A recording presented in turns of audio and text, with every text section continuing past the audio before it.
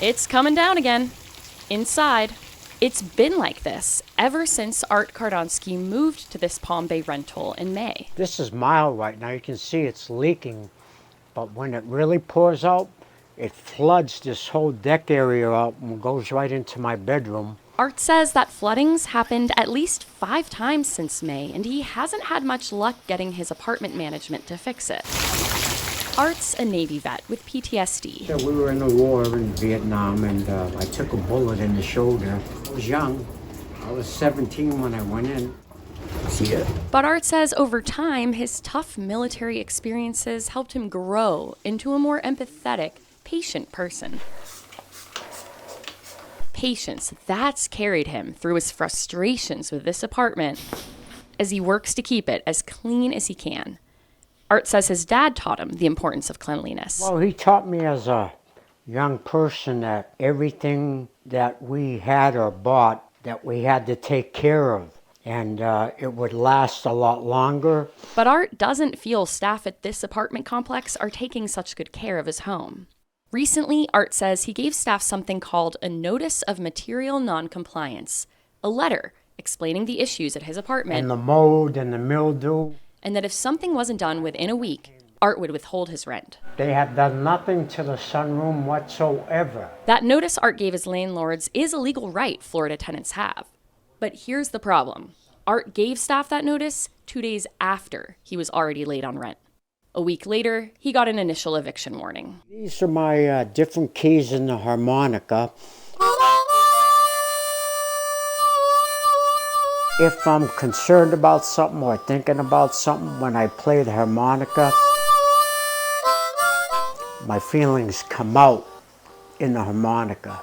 Despite multiple attempts to reach property management and an attorney working on their behalf, we weren't able to speak with them about Art's situation. They say you can't play the blues unless you pay your dues, and that's true.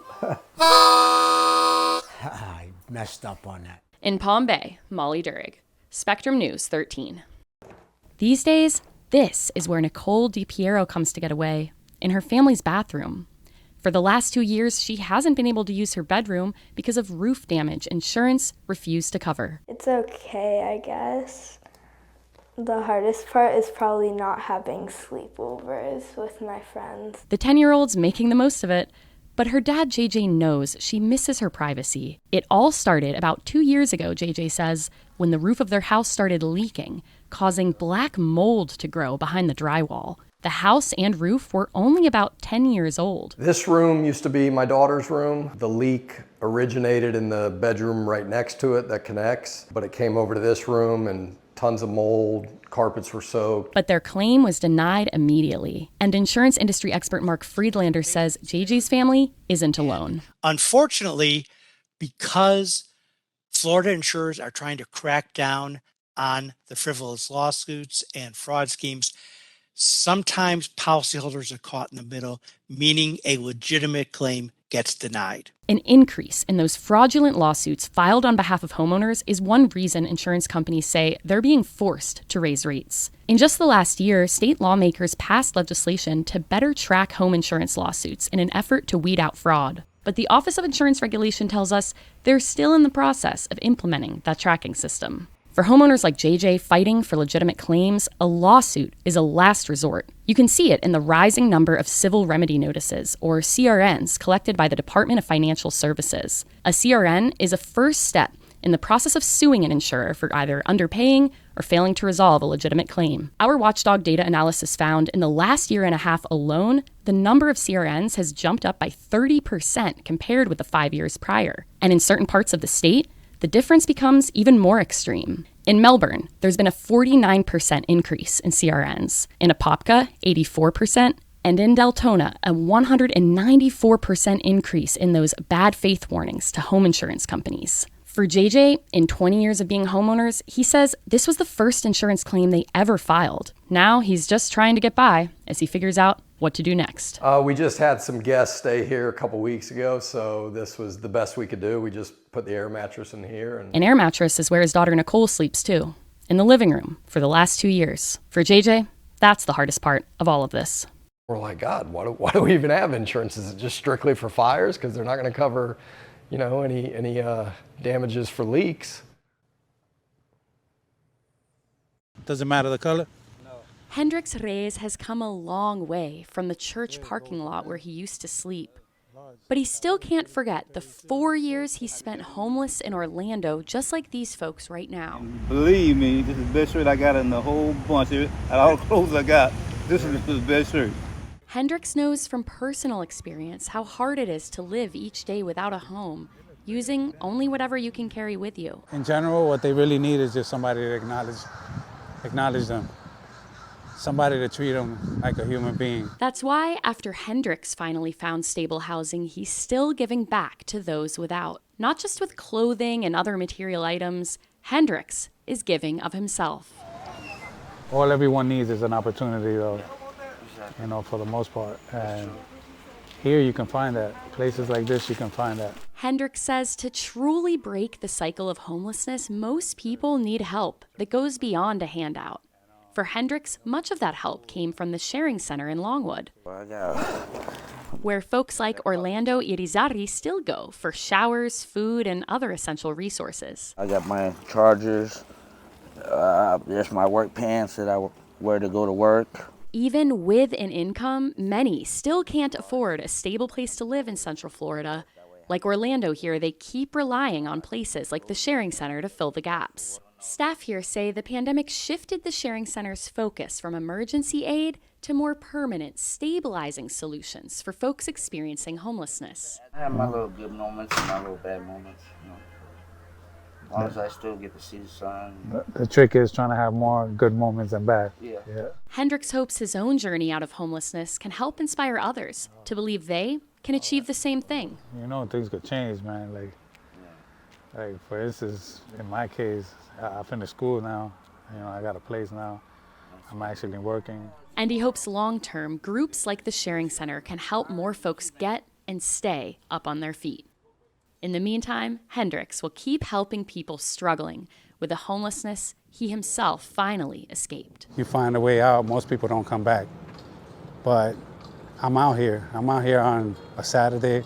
I'm out here on a Friday. Any day of the week, I'm out here and I'm doing it by myself. In Orlando, Molly Durig, Spectrum News 13.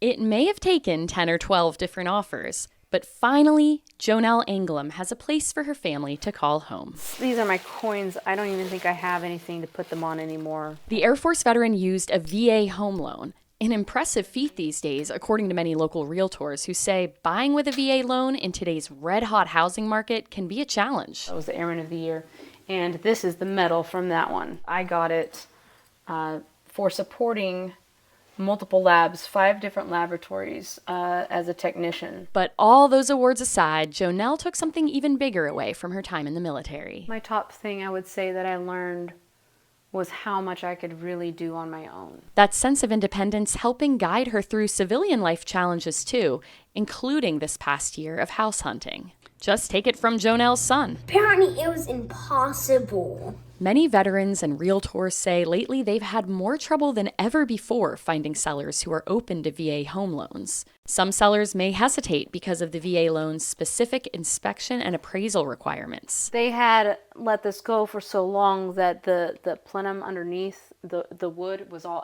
had a bunch of wood rot. Wood rot. If it turns up in a VA home inspection, it's got to be fixed before the sale goes through. They didn't have to fix the problem that was causing the issues. They only had to fix the wood rot.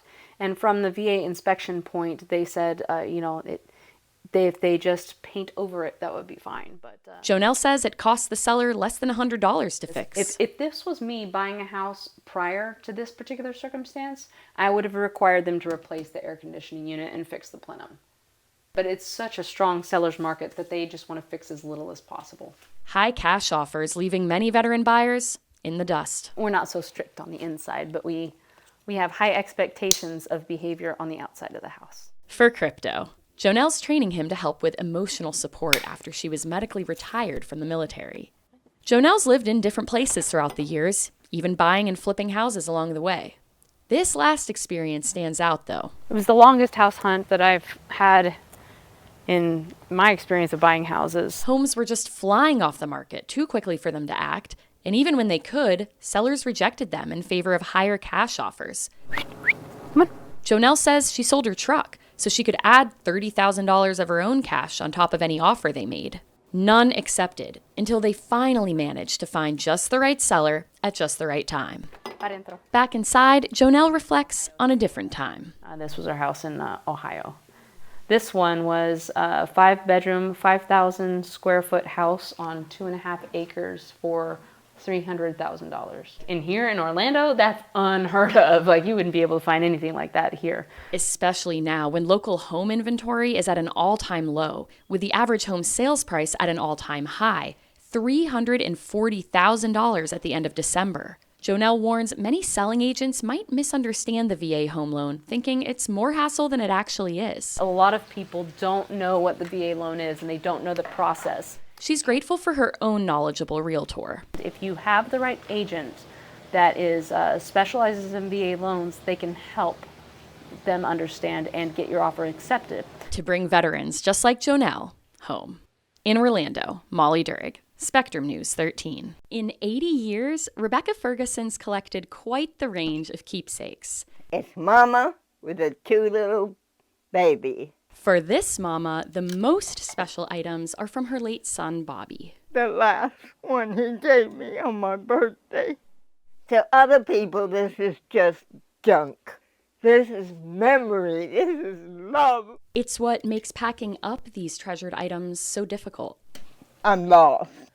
I feel like it's the end of the world for me. Rebecca's rented this apartment for 32 years. But new owners recently took over and are hiking rent way up, meaning Rebecca will lose her home by the end of this month if she can't prove she earns 3 times the rent. This is worth $1 million to me. Her late son, Bobby. He was very independent. He lived on his own until he got so sick. That's when Rebecca, a former police officer, moved here to Palm Bay to be closer to her son and take care of him until he died from kidney disease. It's items like these that are toughest to pack away, especially when Rebecca has no clue where she'll be going next. She's not alone. Many people across the state are hurting from skyrocketing rent costs as more people flock to live in Florida during the pandemic. CoStar data show last year, Florida saw the largest rent increases of anywhere else in the nation. In the region, including Palm Bay, rent prices rose by nearly 24% in 2021, putting the average rent for a unit here at over $1,400 a month. That's something Rebecca can't afford on her small fixed income from Social Security. I would pack it a little better, but my hands just don't want to work. All Rebecca wants is some help finding somewhere she can afford to live before it's too late. I'm to the end of my rope. Just somewhere I can lay down and go to sleep. In Palm Bay, Molly Durig, Spectrum News 13.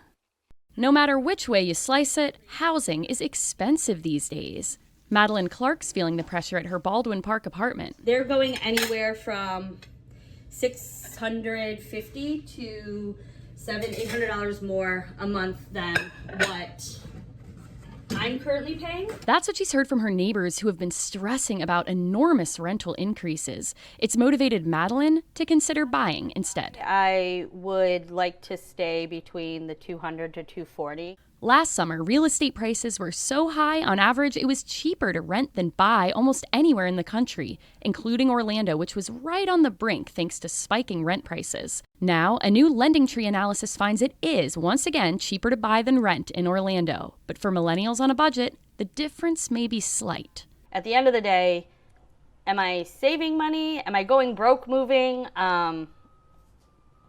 Based on the way houses are flying off the market, it's probably going to be lucky to break even one way or the other. One way or the other, Madeline's got to find somewhere to live. Somewhere for her and Mooch, her American Staffy mix. His breed's a restricted one at many residential communities, making Madeline's housing search even trickier. This I could handle. This is a reasonable house. Madeline's paying close attention to the condition of the homes her realtor's showing her, the age of the appliances, like the air conditioning unit and the roof. And that's whether or not this bad boy flooded before. Flooding, another big concern. While Madeline's okay making some minor repairs, she cannot afford a whole fixer-upper. This one is the easy, paint the outside, and as long as I don't have to fix the roof, Right now, Zillow estimates this house in Tangelo Park is worth nearly $226,000, a huge $100,000 jump from its market value in 2019. It's no surprise to Melanie's realtor, Helene Nunez, who's been seeing homes just fly off the market here. It's been a journey, that's for sure. Very competitive, very low inventory. They're gone within 24. Yeah. Offers already made within 24 hours. Whatever happens after that, but I can't compete with what is even being presented from the very beginning. Right. It's the same for many millennials like Madeline, who altogether make up the country's largest share of home buyers today. Yard space is a bonus. And it's on to the next house. This is a nice sized backyard. This is good for mooch. Some big points for this Pine Hills home, currently valued at $220,000, also $100,000 more than its pre-pandemic market value. It's a nice size. It looks like it requires low maintenance and upkeep or work to get moved in. Keeping costs low for this first-time home buyer if Bye-bye. she can manage to squeeze in an offer. Can I contend? Are there already multiple offers? What are the offers coming in at? Are they asking for only cash? Because if it's only cash, then bye. Because if you want only cash, I have $10. In Orlando, Molly Durig, Spectrum News 13.